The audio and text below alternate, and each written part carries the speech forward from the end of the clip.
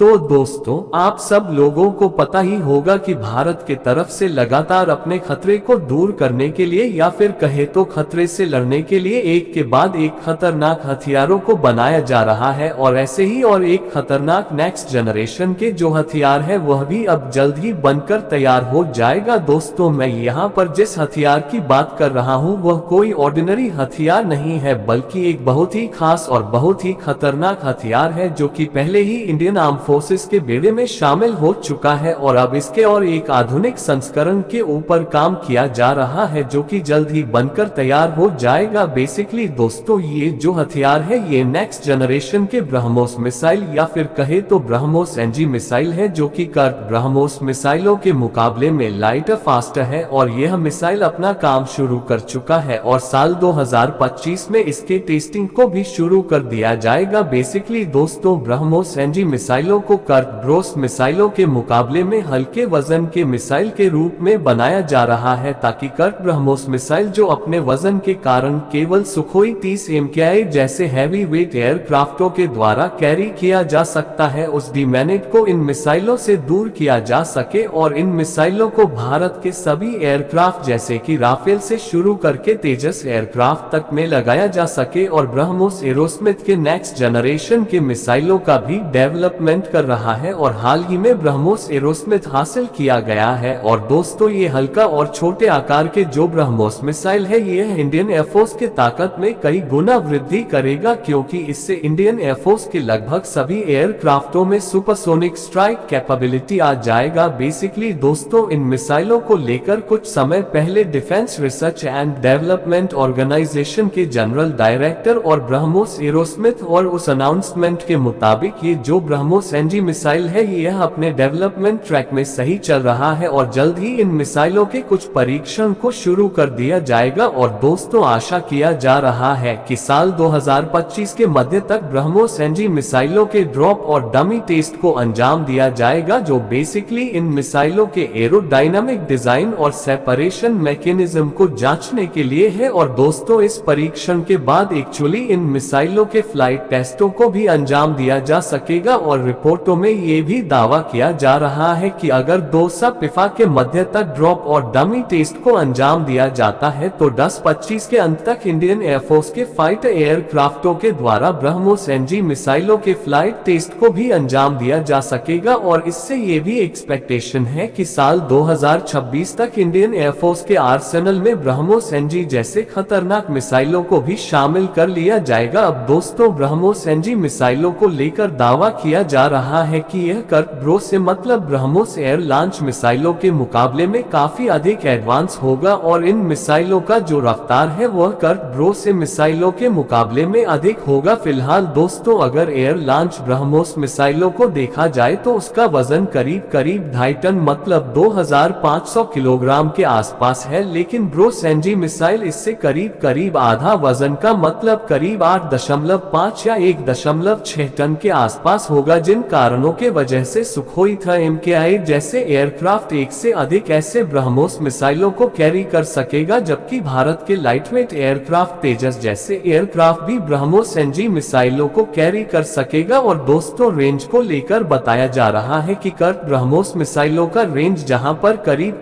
44 kilometre तक की है, तो वहीं पर ब्रोस एनजी मिसाइलों का वजन और आकार को छोटा करने के कारण इन मिसाइलों का रेंज इससे कम होगा। और इनिशियली ब्रह्मोस मिसाइलों का जितना रेंज था मतलब 290 किलोमीटर तक इसका रेंज होगा, लेकिन दोस्तों, ये छोटे आकार के ब्रह्मोस मिसाइल रफ्तार के मामले में काफी अधिक होगा, क्योंकि कर्क ब्रह्मोस मिसाइल का रफ्तार करीबन माक 3 मतलब ध्वनि के रफ्तार से 3 गुना है। तो वहीं पर ब्रह्मोस एनजी मिसाइलों को लेकर दावा किया जा रहा है कि इसका रफ्तार माक 3.5 मतलब ध्वनि के रफ्तार के मुकाबले में करीब 3.5 गुना तक होगा, जो कि एक तरीके से मिसाइलों के लिए रिएक्शन टाइम को कम कर देगा, जिससे कि दुश्मनों के द्वारा इन मिसाइलों को डिटेक्ट करके उसे न्यूट्रलाइज कर पाना लगभग नामुमकिन होगा। ऊपर से दोस्तों, वजन में हल्का और आकार में छोटा होने के कारण इन मिसाइलों के जो रडार क्रॉस सेक्शन है वह कर्क ब्रोस मिसाइलों के मुकाबले में और अधिक कम होगा, जिससे कि दुश्मन के रडार के द्वारा इसे देख पाना लगभग नामुमकिन होगा। बाकी दोस्तों, ब्रह्मोस मिसाइलों के जितने भी फीचर हैं सभी इन मिसाइलों में में रहेगा, पर इन मिसाइलों के वजन और वॉरहेड को भी थोड़ा कम किया गया है। हालांकि इससे इम्पैक्ट कम नहीं होगा और रिपोर्ट के मुताबिक इससे मिसाइलों की जो काइनेटिक एनर्जी है वह बरकरार रखेगा, जिससे कि दुश्मन के जहाज या दुश्मन के कोई फोर्टिफाइंग जाता है तो काइनेटिक एनर्जी के कारण यह उस ठिकाने को भेद के अंदर तक जाके फिर एक्सप्लोड। एनजी मिसाइलों के डेवलपमेंट से पहले ही कई सारे देशों के द्वारा इन मिसाइलों को खरीदने को लेकर अपना इंटरेस्ट दिखाया जा रहा है और शायद भारत जल्द ही अपने इन मिसाइलों को बेचने को लेकर भी काम शुरू कर दे। लेकिन माना जा रहा है कि साल 2026 तक इन मिसाइलों को पहले इंडिया के बेड़े में इंटीग्रेट किया जाएगा और इंडिया के बेड़े में इंटीग्रेट करने के तुरंत बाद ही इन मिसाइलों को एक्सपोर्ट मार्केट में भी उतारा जाएगा। दूसरी तरफ दोस्तों, इन मिसाइलों को बड़े मात्रा में प्रोड्यूस करने के लिए उत्तर प्रदेश में स्थित डिफेंस कॉरिडोर में एक नया फैसिलिटी तैयार किया जा रहा है और दोस्तों इस नए फैसिलिटी में काफी तेज रफ्तार में और काफी बड़े मात्रा में इन मिसाइलों को तैयार भी किया जाएगा। अब एक तरफ दोस्तों जहां पर ब्रह्मोस मिसाइलों को लेकर भारत की तरफ से तेज रफ्तार में काम किया जा रहा है, तो वहीं पर दूसरा और एक खतरनाक मिसाइल या फिर कह तो खतरनाक हथियारों को लेकर भी DRDO के तरफ से काम शुरू कर दिया गया है। और रिपोर्ट के मुताबिक हाल ही में defence research and development organisation के पूर्व चेयरमैन के तरफ से एक सजेशन देते हुए बताया गया है कि DRDO के तरफ से लॉन्ग रेंज टैक्टिकल मिसाइलों के ऊपर काम करना चाहिए, क्योंकि भारत के लिए यह फिलहाल आने वाले समय में अति आवश्यक बनेगा। खास करके चाइना और पाकिस्तान जैसे देश के साथ भारत का जो टेंशन का सिचुएशन है उसे देखते हुए भारत को अब ऐसे लॉन्ग रेंज के टैक्टिकल मिसाइलों के ऊपर भी काम करना चाहिए। बेसिकली दोस्तों डिफेंस रिसर्च एंड डेवलपमेंट न ऑर्गेनाइजेशन के पूर्व चेयरमैन डॉ अविनाश चंद्रा के तरफ से लॉन्ग रेंज के टैक्टिकल बैलिस्टिक मिसाइलों के डेवलपमेंट को लेकर चर्चा फिर से शुरू कर दिया गया है। डॉक्टर चंद्रा के तरफ से भारत शक्ति के नितिन गोखले को जब इंटरव्यू दिया जा रहा था तब उनके तरफ से यह बताया गया है कि अब DRDO को 1200 किलोमीटर से 1500 किलोमीटर रेंज वाले टेक्निकल मिसाइलों के ऊपर काम करना चाहिए।